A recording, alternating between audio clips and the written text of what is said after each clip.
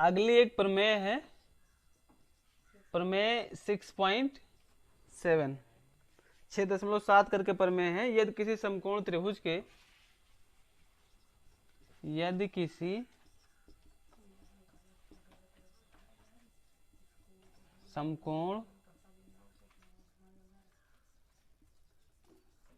समकोण त्रिभुज के समकोण वाले शीर्ष से, त्रिभुज के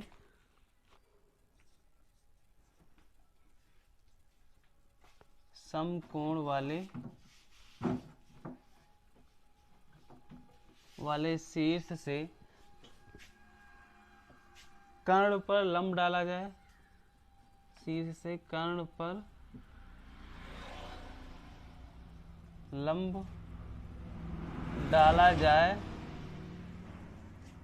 तो इस लंब के दोनों ओर, तो इस लंब के दोनों ओर बने त्रिभुज संपूर्ण त्रिभुज के समरूप होते हैं। बने त्रिभुज संपूर्ण त्रिभुज के समरूप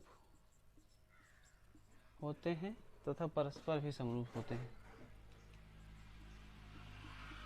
तथा परस्पर भी समरूप होते हैं।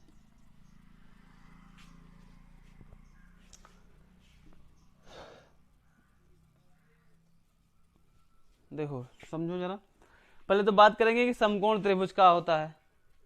तो वह त्रिभुज जिसका एक कोण 90 अंश हो उसे क्या कहेंगे? समकोण त्रिभुज। ठीक है, जैसे हमने मान लिया एक त्रिभुज है ए बी सी, जिसका कोण भी क्या है 90 डिग्री है, तो इसे को हम कहेंगे कि ये समकोण त्रिभुज है। ठीक है, समकोण त्रिभुज में 90 डिग्री के सामने वाली भुजा को कहते हैं कर्ण कहते हैं। बाकी लंब और आधार इसमें बटे हुए होते हैं। एक लंब होता है, क्या होता है? आधार। हम अलग अलग सवालों में अपने हिसाब से अलग अलग स्थान पर अलग अलग लंब और आधार चुनेंगे, जो कंडीशन दिया होगा उसके आधार पे। ठीक है, तो समकोण त्रिभुज के बारे में समझ में आया। ये त्रिभुज एबीसी एक समकोण त्रिभुज है, और इसमें प्रमेय में क्या कहा गया है कि यदि किसी समकोण त्रिभुज के समकोण वाले शीर्ष से, कहाँ है समकोण? यहां से किसी समकोण त्रिभुज के समकोण वाले शीर्ष से कर्ण पर लंब डाला जाए तो लंब के दोनों ओर बने त्रिभुज संपूर्ण त्रिभुज के समरूप होते हैं तथा परस्पर भी समरूप होते हैं। इसका मतलब यह है कि अगर ये 90 डिग्री है, 90 डिग्री वाले से इस पे कर्ण पे क्या करा जाए? लंब डाला जाए। लंब डालने का मतलब समझते हैं कि एक ऐसी रेखाखंड खींची जाए जो 90 अंश का कोण बनावे। बात समझ में आ गई है? तो अगर यहाँ पे एक लंब डाला जाए तो होता क्या है कि इसमें अगर ये बी सी डी, इसको मान लेते हैं डी, और इस त्रिभुज जो बड़ा वाला त्रिभुज एबीसी है, इसमें देखो कितने त्रिभुज बनेंगे? 3। इमेजिन करो 3 बनेंगे, एक ये वाला, एक ये वाला, एक पूरा बड़ा वाला। बात समझ में आया कि नहीं आया? तो उसने कहा, प्रमेय में कहा जा रहा है कि जो त्रिभुज ए बी डी होगा, ये छोटा वाला त्रिभुज ये बड़े वाले के समरूप होगा, और त्रिभुज बी सी डी होगा वो भी बड़े वाले त्रिभुज के समरूप होगा। और क्या होगा कि त्रिभुज ए बी डी और बी सी डी ये दोनों भी समरूप होंगे। बात समझ में आया? प्रमेय के कहने का मतलब क्या है? कोई दिक्कत है? तो पहला जो बात दिया गया कि त्रिभुज ए बी डी समरूप होगा त्रिभुज ए बी डी समरूप होगा त्रिभुज ए बी सी के। ये समझ में आया? ये पहली बात हुई। दूसरा बात कि त्रिभुज ए बी सी, ये त्रिभुज बी सी डी समरूप होगा त्रिभुज ए बी सी के। तीसरा पॉइंट है कि त्रिभुज ए बी डी समरूप होगा त्रिभुज बी सी डी के। क्या ये इतने पॉइंट समझ में आया आप लोगों के? कोई को कोई समस्या है इतने?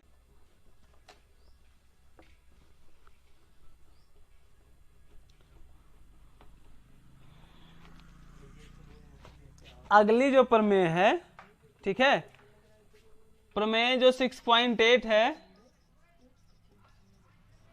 प्रमेय 6.8 को हम जो प्रमेय लिखे उस नाम से तो जानते ही हैं, उसको एक और नाम से जानते हैं। देखते हैं कैसे जानते हैं। देखिए, एक समकोण त्रिभुज, एक समकोण त्रिभुज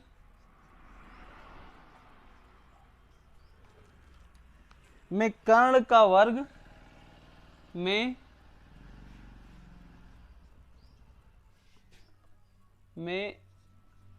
कर्ण का वर्ग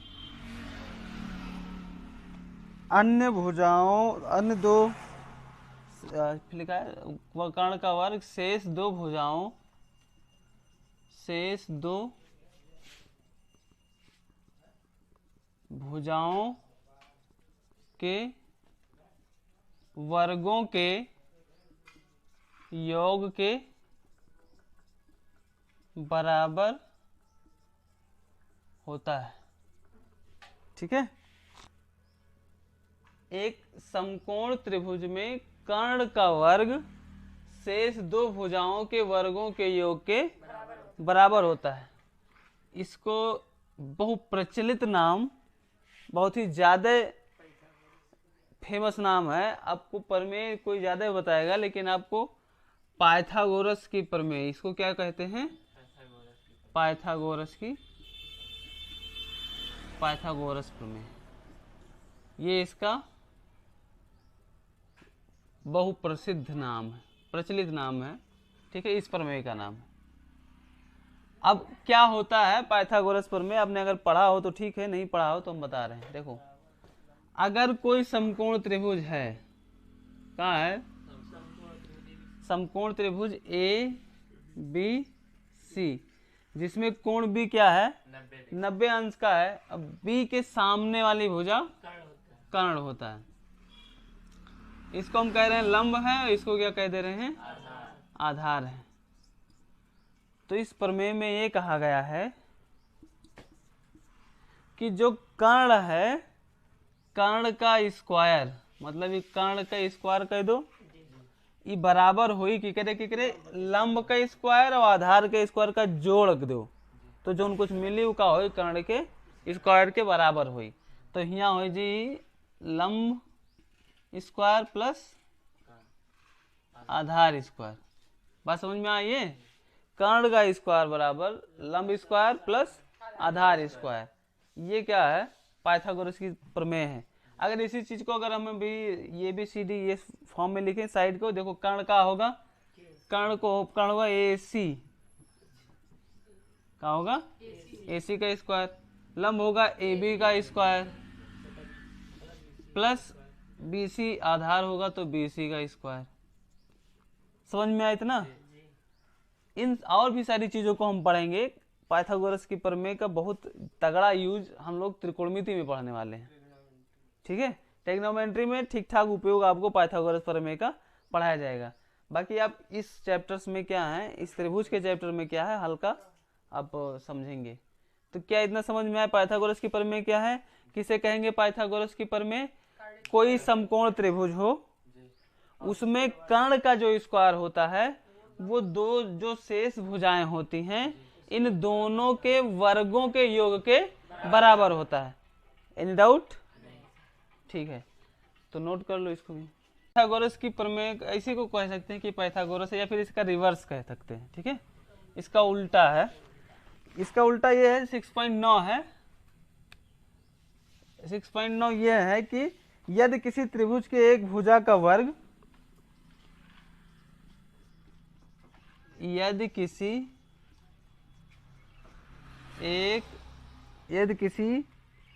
त्रिभुज की, यदि किसी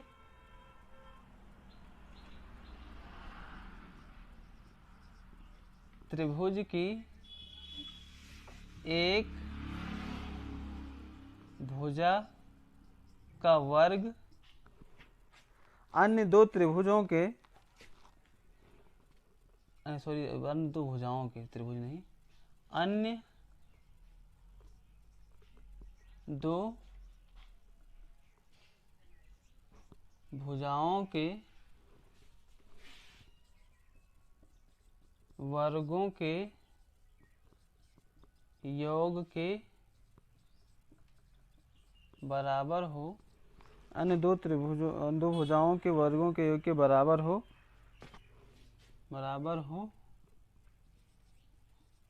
तो पहली भुजा के सम्मुख कोण समकोण होता है।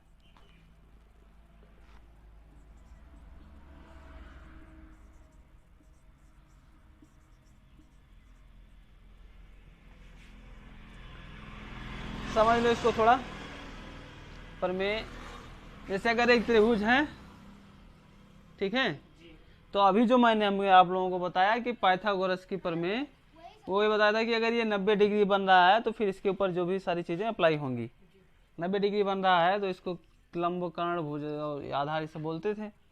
और इसमें वो कह रहे हैं, इसमें कोई नाम नहीं दिया उन्होंने, न कर्ण का नाम दिया, ना लंब, ना आधार का। वो सिर्फ इतना कह रहे हैं कि अगर इस त्रिभुज में से किसी एक भुजा का वर्ग, माने मान लिया AC का वर्ग BC और AB, ऐसे लिख लीजिए, AB square plus BC square, इन दोनों के वर्गों के योग के बराबर है अगर ये, तो ये 90 डिग्री होगा। क्या बात समझ में आया? नहीं समझ में आया? दोबारा प्रयास करते हैं। इस प्रमेय में ये कहा गया कि किसी एक भुजा का वर्ग, कोई भी एक भुजा हो, तो थोड़ा हम भी ध्यान से देखेंगे कि आप आधार इसको ना चुने, उसको ना चुने, जो सबसे बड़ी भुजा हो उसको चुने, ठीक है। तो सबसे बड़ी भुजा AC है, AC का स्क्वायर अगर है, AC का स्क्वायर किसके बराबर हो? AB के स्क्वायर के और BC के स्क्वायर, इन दोनों के जोड़, स्क्वायर करो वर्ग करो, उसके जोड़ के बराबर हो ये वाला का वर्ग, इस भुजा के वर्ग के, ठीक है। तो हम ये कहते हैं कि जो पहली बड़ी वाली भुजा है उसके सामने वाला कोण ये वाला का होता है 90 अंश होता है। बात समझ में आ गया कि नहीं आया? नहीं समझ में? अभी अब समझ में आ गया। तो अब पाइथागोरस की प्रमेय क्या थी कि अगर ये 90 डिग्री है तो इसके सामने वाला कर्ण होगा और फिर पूरा प्रोसेस चालू होता है। इसमें कह रहा है कि अगर AC का square AB square BC square plus BC square के बराबर है तो ये कोण भी क्या होगा? 90 अंश होगा। मतलब ये त्रिभुज एक समकोण त्रिभुज होगा। कोई किसी को डाउट है? तो फिर इसके बाद में अब एक्सरसाइज हम स्टार्ट कर। हाँ तो बच्चों, प्रश्नावली 6.5 का पहला सवाल, कुछ त्रिभुजों की भुजाएं नीचे दी गई हैं, निर्धारित कीजिए कि इनमें से कौन कौन से त्रिभुज समकोण हैं। इस स्थिति में कर्ण की भी लंबाई लिखिए, ठीक है। तो सवाल में ये है कि हमें ये बताना है कि कौन, पहली तो भुजा हमें पता होना चाहिए कर्ण कौन होगा, कर्ण कौन होगा, और ये प्रूफ करना है कि वो समकोण त्रिभुज है। अभी हमने दो प्रमेय पढ़ा, एक पाइथागोरस की प्रमेय पढ़ाया। पाइथागोरस की प्रमेय जो है वो समकोण त्रिभुज पर लागू होती है, ठीक है। हाँ, वो समकोण त्रिभुज पर लागू होती है। और उसके बाद वाली जो प्रमेय हमने पढ़ाया उसमें यही पढ़ाया था ना कि एक भुजा का वर्ग दो भुजाओं के वर्गों के योग के बराबर है, तो उसको हम बोलते हैं कि ये समकोण है। पहली भुजा के सामने वाला कोण समकोण है।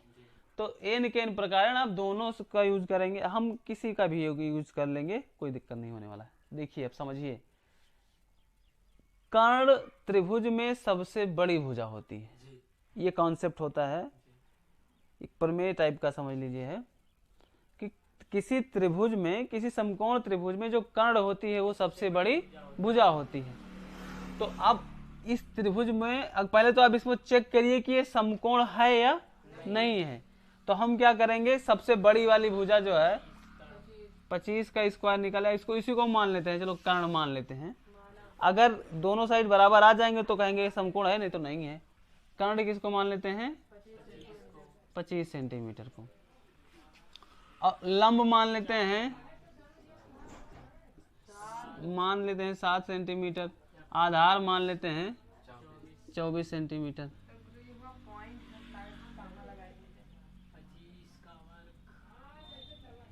ठीक है, तो पाइथागोरस की प्रमेय क्या होती है,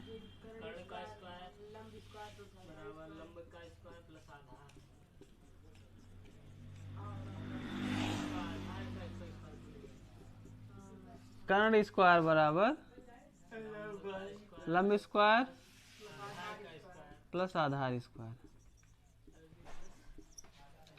कर्ण हमने 25 सेंटीमीटर ही क्यों माना है, क्योंकि सबसे बड़ी भुजा होती है। तो 25 का स्क्वायर बराबर 7 का स्क्वायर प्लस 24 का स्क्वायर। 25 का स्क्वायर 625, 7 का स्क्वायर 49 और 24 का स्क्वायर 576। ठीक है, समझ में आया इतना। 24 गुणे 24 करेंगे 576 आएगा, 7 गुणे 7 करेंगे 49 आएगा, 25 गुणे 25 करेंगे 625 आएगा। तो यहाँ पे हो जाएगा 625 बराबर में 49, इसको जोड़ो तो 9 और 6 15, 7 और 4 11, हासिल मिला के 12 और यहाँ 5 1 6। आगे दोनों बराबर। अगर ये दोनों बराबर हैं तो LHS बराबर RHS है, मतलब ये समकोण त्रिभुज है।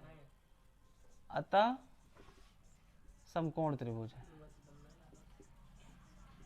समकोण त्रिभुज है। अतः समकोण त्रिभुज है। असमकोण त्रिभुज है तो कर्ण की भुजा कितनी है, 25 सेंटीमीटर। ठीक है, कोई दिक्कत है क्या किसी को, यहाँ पे लिख लेंगे। अच्छा लिख देते हैं हम ही, कर्ण की भुजा बराबर 25 सेंटीमीटर। नोट करो बच्चों।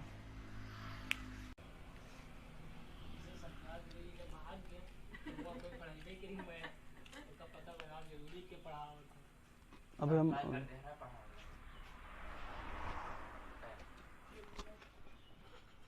हाँ, तो दूसरा सवाल है, दूसरा क्या है, 3 सेंटीमीटर 8 सेंटीमीटर और 6 सेंटीमीटर। देखो, अगर किसी को कुछ दुख दर्द हो कि नहीं इसमें कर्ण नहीं दिया गया है तो हम कर्ण कैसे मान लें, तो आप ऐसे भी लगा सकते हैं इसको कि आप तीन जो सबसे बड़ी भुजा हो उसको कोई कुछ मान लीजिए, कुछ भी मान लो, हम उसको मान ले रहे हैं, ये मान ले, माना ये बराबर 8 सेंटीमीटर, बी बराबर 3 सेंटीमीटर। ठीक है, 3 सेंटीमीटर और सी बराबर हमने मान लिया 6 सेंटीमीटर। 6 सेंटीमीटर। तो अगर क्या होगा कि जो ये का स्क्वायर होगा, किसका स्क्वायर, ये का स्क्वायर का हो, बी स्क्वायर और प्लस सी स्क्वायर के बराबर हो तो वो समकोण त्रिभुज होगा। बात समझ में आया कि नहीं आया। तो ये का स्क्वायर का है 8 का स्क्वायर, अब बी का मान कितना है 3 का स्क्वायर, और 6 का मान सी का मान है 6 स्क्वायर। 8 का स्क्वायर 64, 3 का स्क्वायर 9, 6 का स्क्वायर 36, और जोड़ो कितना होगा 36 और 9 45। सही है, बराबर है, बराबर नहीं है, समकोण त्रिभुज होगा। तब लिख दो, अतः समकोण त्रिभुज नहीं है, समकोण त्रिभुज। देखिए, अब अगर मान लीजिए बराबर नहीं है, सुनिए, अगर बराबर नहीं है तो ये भी हो सकता है वो त्रिभुज का निर्माण ना करें, हो सकता है त्रिभुज का निर्माण करें। बात समझ में आया। उसके लिए वे कंडीशन होता है कि त्रिभुज की किन्हीं दो भुजाओं का योग उसकी तीसरी भुजा से सदैव बड़ा होता है। बात समझ में आया, तभी त्रिभुज बनेगा। क्या होगा, हाँ, इसका ऐसे नहीं, तुम नहीं समझे। त्रिभुज की किन्हीं दो भुजाओं का योग तीसरी भुजा से सदैव बड़ा होता है। क्या कहा हमने, त्रिभुज की किन्हीं दो भुजाओं का योग तीसरी भुजा से सदैव बड़ा होता है। सी बराबर 6 सेंटीमीटर। चलो अब सवाल पे आते हैं। तीसरा सवाल है 50 सेंटीमीटर, 80 सेंटीमीटर और 100 सेंटीमीटर। 50 सेंटीमीटर, 80 सेंटीमीटर और 100 सेंटीमीटर। तो मानते हैं बच्चा लोग ये बराबर ए का मान 100 मान लें। चलो 100 मान लेते हैं। बी का मान क्या माने 50। चलो हम 80 मानते हैं। तो सी का मान 50। ये आपके हाथ में है कौन किसको क्या मान लेते हैं। तो फिर में क्या होना चाहिए इसमें, ये स्क्वायर क्या होना चाहिए, बी स्क्वायर प्लस सी स्क्वायर के बराबर होना चाहिए। तो ये का मान कितना है 100 का स्क्वायर, बी का मान कितना है 80 का स्क्वायर, सी का मान कितना है 50 का स्क्वायर। तो 100 का स्क्वायर करिएगा कितना मिलेगा 10,000। 80 का स्क्वायर 6400, 50 का स्क्वायर 2500 मिलेगा। बात समझ में आया। 50 गुणे 50 कर देंगे आ जाएगा। तो इधर तो 10,000 ऐसे ही लिखेंगे और 6400 इसको जोड़ो तो 0 0 5 4 9 और 6 2 सही है। इतना आएगा, इतना बराबर है तो नॉट इक्वल टू 0। हम ऐसे लिखेंगे कि LHS not equal to RHS, ऐसे इसमें भी लिख सकते थे। ठीक है। तो बायां पक्ष दायां पक्ष के बराबर नहीं है, इसलिए त्रिभुज अतः समकोण त्रिभुज नहीं। तो समकोण त्रिभुज नहीं। आ गए समझ में इतना। तो फिर अब अगला चौथा सवाल। अब जो चौथा सवाल है 13 सेंटीमीटर, 12 सेंटीमीटर और 5 सेंटीमीटर। तो ये बराबर कितना हो गया 13, बी का मान 12 और सी का मान 5। ये सभी सेंटीमीटर्स में है। तो क्या करें, ये स्क्वायर बराबर बी स्क्वायर प्लस सी स्क्वायर। तो ये का मान कितना है 13 का स्क्वायर, बी का मान 12 का स्क्वायर और सी का मान 5 का स्क्वायर। तो 13 का स्क्वायर क्या होगा 169 और 12 का स्क्वायर 144, 5 का स्क्वायर 25। तो 169 बराबर 144 में 125 जोड़ेंगे तो ये भी हो जाएगा 169। तो इसमें कहा है दोनों बराबर है, LHS बराबर है RHS के। समझ में आ रहा है इतना। तो इसलिए कहा है, इसलिए समकोण त्रिभुज है। समकोण त्रिभुज है। अगर समकोण त्रिभुज है तो इसमें कर्ण बताना है। तो बताओ कमल कितना होगा कर्ण,